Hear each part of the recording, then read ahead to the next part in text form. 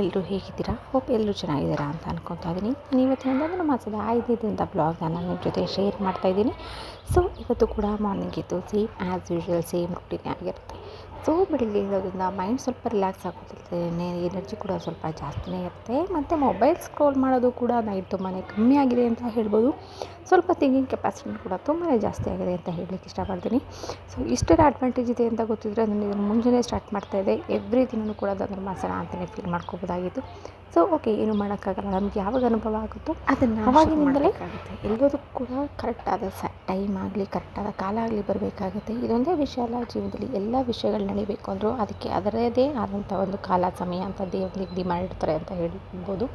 So ಹಾಗಾಗಿ ಆ ಕಾಲಕ್ಕೆ ತಕ್ಕಂಗೆ ನಾವು ಕೂಡ ಬದಲಾಗ್ತಾ ಹೋಗ್ತಾ ಇರ್ತೀವಿ. ಸೊ ನನಗೆ ಇವಾಗಲೂ ಈವ್ನಿಂಗ್ ತುಂಬಾ ಟೈಮ್ ಸಿಗುತ್ತೆ, ಮನೆ ಕ್ಲೀನ್ ಮಾಡ್ಕೊಳ್ಳೋದಾಗಿರ್ಬೋದು, ಇಲ್ಲ ಆಚೆಗಡೆ ಕ್ಲೀನ್ ಮಾಡಲಿಕ್ಕಾಗಿರ್ಬೋದು. ಹಾಗಾಗಿ ಅಷ್ಟೇ ತುಂಬ ಕಷ್ಟ ಅನಿಸೋದಿಲ್ಲ. ಮಾರ್ನಿಂಗ್ ಎದ್ದು ಬೆಳಿಗ್ಗೆ ಪೂಜೆ ಮಾಡಿ ರಂಗೋಲಿ ಹಾಕೋದಾಗಿರ್ಬೋದು, ಅಡುಗೆ ರೆಡಿ ಮಾಡ್ಕೊಳ್ಳೋದಾಗಿರ್ಬೋದು, ಎಲ್ಲವೂ ಕೂಡ. ಸೊ ರಾತ್ರಿಯೇ ನನಗೇನು ತಿಂಡಿ ಮಾಡಬೇಕು ಅನ್ನೋದು ಕೂಡ ಮೈಂಡಲ್ಲಿ ಆಲ್ರೆಡಿ ಫಿಕ್ಸ್ ಆಗಿರುತ್ತೆ. ಬಿಕಾಸ್ ಬೆಳಿಗ್ಗೆ ಏನಾದರೂ ಈಸಿಯಾಗಿ ಆಗಬೇಕು ಅಂತಂದರೆ ನಮಗೆ ಯಾವುದೇ ಪ್ರಿಪ್ರೇಷನ್ ಇಲ್ಲದೆ ಅಡುಗೆ ಮನೆಗೆ ಹೋದರೆ ನಮಗೂ ಕೂಡ ಮೈಂಡ್ ಬ್ಲಾಂಕ್ ಆಗುವಂಥ ಚಾನ್ಸಸ್ ಇರುತ್ತೆ. ಬಿಕಾಸ್ ಏನು ಮಾಡಬೇಕು ಅಂತ ಗೊತ್ತಿರಲ್ಲ, ಅದಕ್ಕೆ ಬೇಕಾಗಿರೋ ದಿನಸಿ ಇದೆಯಾ ಇಲ್ವಾ, ಅದಕ್ಕೆ ಬೇಕಾಗಿರುವಂಥ ಸಾಮಗ್ರಿ ಇದೆಯಾ ಅಂತ ನೋಡ್ಕೊಳ್ಳೋಷ್ಟಿಗೆ ಟೈಮ್ ಸಾಕಾಗುತ್ತೆ. ಸೊ ಹಾಗಾಗಿ ರಾತ್ರಿ ಏನಾದರೂ ನಿಮಗೆ ಅಡುಗೆ ಮಾಡಬೇಕು ಅನ್ನೋದನ್ನ ರಾತ್ರಿಯೇ ಫಿಕ್ಸ್ ಮಾಡ್ಕೊಳ್ಳೋದ್ರಿಂದ ಅವರಿಗೆ ತುಂಬಾ ಈಸಿ ಆಗುತ್ತೆ. ಒಂದು ಸರಿ ಏನೇನೆಲ್ಲ ಇದೆ ಇಲ್ಲ ಅನ್ನೋದು ಕೂಡ ಚೆಕ್ ಮಾಡಿಕೊಂಡ್ರೆ ಅದು ತುಂಬಾ ಇನ್ನೂ ಈಸಿ ಆಗುತ್ತೆ ಅಂತಲೇ ಹೇಳ್ಬೋದು. ಸೊ ಇದಾಗಿತ್ತು ನನ್ನ ಬೆಳಗಿನ ಒಂದು ಪುಟ್ಟ ರಂಗೋಲಿ ರೂಟೀನ್ ಅಂತಲೇ ಹೇಳ್ತೀನಿ. ನಾನು ನನ್ನ ಚಾನಲಲ್ಲಿ ಎವ್ರಿಡೇ ಬೇರೆ ಬೇರೆ ರೀತಿಯ ರಂಗೋಲಿಗಳನ್ನ ಹಾಕ್ತಾಯಿರ್ತೀನಿ. ಸೊ ನಿಮಗೂ ಇದೆಲ್ಲ ಗೊತ್ತಾಗಬೇಕು ಅಂತ ಅಂದರೆ ಸೊ ಪ್ಲೀಸ್ ನನ್ನ ಚಾನಲ್ಗೆ ಸಬ್ಸ್ಕ್ರೈಬ್ ಮಾಡಿಕೊಡಿ. ಹಾಗೆ ಪಕ್ಕದಲ್ಲಿರುವಂಥ ಬೆಲ್ ಐಕಾನ್ನ ಪ್ರೆಸ್ ಮಾಡಿದ್ರೆ ಎಲ್ಲ ರೀತಿಯ ನೋಟಿಫಿಕೇಷನ್ಸ್ ಕೂಡ ಬರುತ್ತೆ. ಆವಾಗ ನೀವು ಎಲ್ಲ ವೀಡಿಯೋನೂ ಕೂಡ ಮಿಸ್ ಮಾಡದೆ ನೋಡ್ಬೋದು. ಯಾರೆಲ್ಲ ಇನ್ನು ನನ್ನ ಚಾನಲ್ಗೆ ಸಬ್ಸ್ಕ್ರೈಬ್ ಆಗಿಲ್ಲ, ಸೊ ಪ್ಲೀಸ್ ನನ್ನ ಚಾನಲ್ಗೆ ದಯವಿಟ್ಟು ಸಬ್ಸ್ಕ್ರೈಬ್ ಮಾಡ್ಕೊಳ್ಳಿ. ಹಾಗೆ ನಿಮ್ಮ ಅನಿಸಿಕೆ ಅಭಿಪ್ರಾಯಗಳನ್ನೂ ಕೂಡ ಕಮೆಂಟ್ ಸೆಕ್ಷನಲ್ಲಿ ತಿಳಿಸಿ. ಬೇಗ ನಾವು ಮಾತ್ರನೇ ಎದುರೋದಲ್ಲ, ನಮ್ಮ ಸುತ್ತಮುತ್ತ ಇರುವಂಥ ಪ್ರಾಣಿ ಪಕ್ಷಿಗಳು ಕೂಡ ಎದುರುತ್ತೆ. ನೋಡಿ, ನಮ್ಮನೆಗೆ ಬಂದಿರುವಂಥ ಈ ಹೊಸ ಕಿಷ್ಟು ಆಲ್ರೆಡಿ ನಮ್ಮ ಮನೆಯಲ್ಲಿ ಎಲ್ಲರೂ ಕೂಡ ಎಬ್ಬರಿಸ್ತಾ ಇದ್ದಾವೆ. ಸೊ ಚಿಲಿಪಿಲಿ ಅನ್ನೋದಾದ ಕಿವಿಗೆ ಕೊಡುತ್ತೆ. ಹಾಗೆ ಪಕ್ಷಿಗಳನ್ನ ನೋಡಲಿಕ್ಕೆ ಒಂದು ಖುಷಿ ಅನಿಸುತ್ತೆ. ಅದರಲ್ಲೂ ಈ ಬೆಂಗಳೂರಿನಲ್ಲಿ ಕಿಟಕಿ ಹತ್ರ ಬಂದು ಗೂಡು ಕಟ್ಟಲಿಕ್ಕೆ ಅಂತೇಳಿ ಟ್ರೈ ಮಾಡ್ತಿದ್ದಾವೆ. ಗೂಡು ಕಟ್ಟಬೇಕು ಅನ್ನೋದು ಎಲ್ಲರ ಕನಸು. ಅದು ಮನುಷ್ಯರಾಗಿರ್ಬೋದು ಇಲ್ಲ ಪಕ್ಷಿಗಳಾಗಿರ್ಬೋದು ಅಲ್ವಾ. ಈ ಮಾತನ್ನ ನಂಬ್ತೀರಾ ಅಲ್ವಾ. ಸೊ ಇವತ್ತಿಗೆ ಪೂಜೆಗೆ ಅಂತ ಮಾಡಿರುವಂಥ ನೈವೇದ್ಯ ಪ್ರಸಾದ ಅಂತಲೇ ಹೇಳ್ಬೋದು. ಅವಲಕ್ಕಿ ಪ್ರಸಾದ. ಚಿಕ್ಕ ವಯಸ್ಸಿನಲ್ಲಿ ನಾವೆಲ್ಲವೂ ಕೂಡ ತುಂಬ ಪ್ರೀತಿಯಿಂದ ಹಾಗೆ ಇಷ್ಟಪಟ್ಟು ತಿಂತಿದ್ದಂತಹ ಒಂದು ಪ್ರಸಾದ ಅಂತಲೇ ಹೇಳ್ಬೋದು. ನಾನು ಮಾತ್ರ ಅಲ್ಲ, ಇದು ನನ್ನ ಮಗಳಿಗೂ ಕೂಡ ತುಂಬಾ ಇಷ್ಟ ಆಗುತ್ತೆ. ಸೊ ನಾನಿಲ್ಲಿ ಆಲ್ರೆಡಿ ಒಂದು ಸ್ವಲ್ಪ ಅವಲಕ್ಕಿನ ನೆನೆಸಿಟ್ಕೊಂಡಿದ್ದೀನಿ. ಸೊ ನೆಂದ ಮೇಲೆ ಸ್ವಲ್ಪ ಸ್ಟ್ರೈನ್ ಮಾಡಲಿಕ್ಕಿಟ್ಟು ಅದ್ರಲ್ಲಿ ನೀರೆಲ್ಲ ಹೋಗಾದ ನಂತರ ಈ ರೀತಿ ಒಂದು ಪಾತ್ರೆನಲ್ಲಿ ಹಾಕ್ಕೊಂಡು ಅದಕ್ಕೆ ಸ್ವಲ್ಪ ಬೆಲ್ಲ ಹಾಗೆ ತುರಿದಿರುವಂಥ ಕಾಯಿ ತುರಿ ಹಾಗೆ 1-2 ಬಾಳೆಹಣ್ಣ ಚಿಕ್ಕ ಚಿಕ್ಕದಾಗಿ ಕಟ್ ಮಾಡಿ ಹಾಕ್ಕೊತಾ ಇದ್ದೀನಿ. ಸೊ ನೀವು ಬಾಳೆಹಣ್ಣು ಬದಲಿಗೆ ಬೇರೆ ಫ್ರೂಟ್ಸ್ನೂ ಹಾಕೋಬೋದು. ಲೈಕ್ ಏನೋ ಸೀಸನ್ ಟೈಮಲ್ಲಿ ಏನಾದರೂ ಹಲಸಿನಣ್ಣು ಇತ್ತು ಅಂದರೆ ಹಲಸಿನಣ್ಣು ಕೂಡ ಹಾಕೋಬೋದು. ಟೇಸ್ಟ್ ತುಂಬಾ ಚೆನ್ನಾಗಿರುತ್ತೆ. ಸೊ ನಾನಿಲ್ಲಿ 2 ಬಾಳೆಹಣ್ಣನ್ನ ಕಟ್ ಮಾಡಿ ಹಾಕ್ಕೊತಾ ಇದ್ದೀನಿ. ಸೊ ಇದಾಗಿತ್ತು ನನ್ನ 5ನೇ ದಿನದ ಧನುರ್ಮಾಸ ಪೂಜೆಯ ನೈವೇದ್ಯ ಅಂತ ಹೇಳ್ಬೋದು. ಕ್ವಿಕ್ಕಾಗಿ 5-10 ನಿಮಿಷದಲ್ಲೇ ಮಾಡ್ಕೊಬೋದಾಗಿರುತ್ತೆ.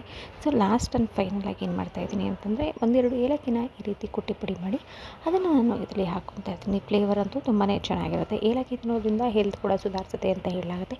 ಸೊ ಹಾಗಾಗಿ ಇದೆಲ್ಲವನ್ನು ಕೂಡ ಫೈನಲಾಗಿ ಈ ಥರ ಮಿಕ್ಸ್ ಮಾಡಿಕೊಂಡ್ರೆ ನೈವೇದ್ಯಕ್ಕೆ ಬೇಕಾಗಿರುವಂತಹ ಪ್ರಸಾದ ರೆಡಿ ಆಗುತ್ತೆ. ಇನ್ಸ್ಟೆಂಟಾಗಿ ಟೈಮ್ ಇಲ್ಲ ಅಂದರೆ ಈ ರೀತಿ ಅಥವಾ ಕ್ವಿಕ್ ಪ್ರಸಾದಗಳನ್ನ ಮಾಡ್ಕೊಬೋದು. ಈ ರೀತಿಯ ಕ್ವಿಕ್ ಪ್ರಸಾದಗಳಿಗಾಗಿ ಕ್ವಿಕ್ ರೆಸಿಪಿಗಾಗಿ ನನ್ನ ಚಾನಲ್ನ ಸಬ್ಸ್ಕ್ರೈಬ್ ಆಗೋದನ್ನ ಮರಿಬೇಡಿ. ಪೂಜೆ ಪ್ರಸಾದ ಎಲ್ಲ ಕೆಲಸ ಮುಗಿತು ಅಂತಂದಮೇಲೆ ನೆಕ್ಸ್ಟ್ ಶುರುವಾಗೋದೇ ಬ್ರೇಕ್ಫಾಸ್ಟ್ ರೆಸಿಪಿ. ಸೊ ಬ್ರೇಕ್ಫಾಸ್ಟ್ಗೆ ಅಂತೇಳಿ ಏನಾದರೂ ಮಾಡಲೇಬೇಕಾಗುತ್ತೆ. ಸೊ ಇವತ್ತು ಸಾಟರ್ಡೆ ಆಗಿರೋದ್ರಿಂದ ನನ್ನ ಮಗಳಿಗೆ ಲಂಚ್ ಇಲ್ಲ ಅಂತ ಹೇಳ್ಬಿಟ್ಟು ನಾನು ಯೂಶ್ವಲಿ ಸಾಟರ್ಡೆ ಟೈಮ್ ಆಲ್ಮೋಸ್ಟ್ ಉಪ್ಪಿಟ್ಟನ್ನ ಮಾಡ್ತೀನಿ. ಏಕೆಂದರೆ ಬೇಗನೂ ಆಗುತ್ತೆ ಮತ್ತು ಅವಳಿಗೆ ಲಂಚ್ ಇರೋದಿಲ್ಲ ಅನ್ನುವಂಥ ಕಾರಣಕ್ಕೆ. ಸೊ ಅವರೆಕಾಳು ಸೀಸನಲ್ಲಿ ಅವರೆಕಾಳು ಉಪ್ಪಿಟ್ಟು ಮಾಡಲಿಲ್ಲ ಅಂದರೆ ಹೇಗಿರುತ್ತೆ ಅಲ್ವಾ. ಸೊ ಹಾಗಾಗಿ ಇವತ್ತು ಅವರೆಕಾಳನ್ನ ಬೆಳೆಸಿ ನಾನು ಇವತ್ತು ಉಪ್ಪಿಟ್ಟನ್ನ ಮಾಡ್ಕೊತಾ ಇದ್ದೀನಿ. ಸೊ ರೆಸಿಪಿ ಎಲ್ಲರೂ ಗೊತ್ತಿರುತ್ತೆ.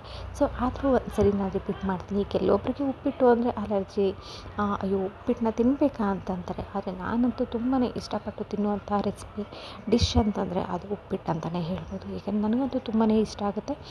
ಹಾಗೆ ನಮ್ಮಮ್ಮ ಅದನ್ನು ತುಂಬಾ ಚೆನ್ನಾಗಿ ಮಾಡ್ತಿರ್ತಾರೆ. ಅದರಲ್ಲೂ ನಂಗೆ ನಮ್ಮಮ್ಮ ಮಾಡೋವಂಥ ಉಪ್ಪಿಟ್ಟು ತುಂಬಾ ಇಷ್ಟ ಆಗುತ್ತೆ.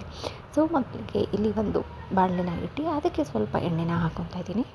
ಸೊ ಎಣ್ಣೆ ಬಿಸಿಯಾದ ನಂತರ ಅದಕ್ಕೆ ಚಿಟಪಟ ಅಂತ ಒಗ್ಗರಣೆಗೆ ಸ್ವಲ್ಪ ಸಾಸಿವೆ ಹಾಗೆ ಜೀರಿಗೆ ಹಾಗೆ ಹೆಚ್ಚಿಟ್ಕೊಂಡಿರುವಂಥ ಕರಿಬೇವು ಹಾಗೆ ಈರುಳ್ಳಿ ಹಸಿಮೆಣಸಿನ್ಕಾಯಿ ಎಲ್ಲವನ್ನು ಕೂಡ ಈ ರೀತಿ ಹಾಕಿ ಚೆನ್ನಾಗಿ ಫ್ರೈ ಮಾಡ್ಕೊತಾ ಇದ್ದೀನಿ. ಆಲ್ರೆಡಿ ನಾನು ಅವರೆಕಾಳನ್ನ 1ರಿಂದ 2 ವಿಷಲ್ ಕೂಗಿಸಿದ್ದೀನಿ. ಸೊ ಹಾಗಾಗಿ ಅದಕ್ಕೆ 1 ಟೊಮೆಟೊನ ಹೆಚ್ಚಿ ಹಾಕ್ಕೊಂಡು ಇದೆಲ್ಲವೂ ಕೂಡ ಚೆನ್ನಾಗಿ ಸಾಫ್ಟ್ ಆಗೋವರೆಗೂ ಫ್ರೈ ಮಾಡ್ಕೊತಾ ಇದ್ದೀನಿ. ಅದಾದಮೇಲೆ ಬೆಂದಿರುವಂತಹ ಕಾಳುಗಳನ್ನ ಹಾಕಿ ಎಷ್ಟು ನೀರು ಬೇಕೋ ಅಷ್ಟನ್ನು ಸೇರಿಸ್ಕೊಂಡು ಸ್ವಲ್ಪ ಉಪ್ಪು ಹಾಕಿ ಸ್ವಲ್ಪ ಕೊತ್ತಂಬರಿನ ಹಾಕಿ ಚೆನ್ನಾಗಿ ಕುದಿ ಬಂದ ನಂತರ ಹುರಿದಿಟ್ಕೊಂಡಿರುವಂತಹ ರವೆನ ಅದರಲ್ಲಿ ಹಾಕಿ ಸ್ವಲ್ಪ ಮಿಕ್ಸ್ ಮಾಡಿ 1-2 ನಿಮಿಷ ಬೇಯಿಸಿದ್ರೆ ಟೇಸ್ಟಿ ಹಾಗೆ ಸೀಸನ್ ಸ್ಪೆಷಲ್ ಅವರೆಕಾಳು ಉಪ್ಪಿಟ್ಟು ರೆಡಿ ಆಯಿತು ಅಂತಲೇ ಹೇಳ್ಬೋದು.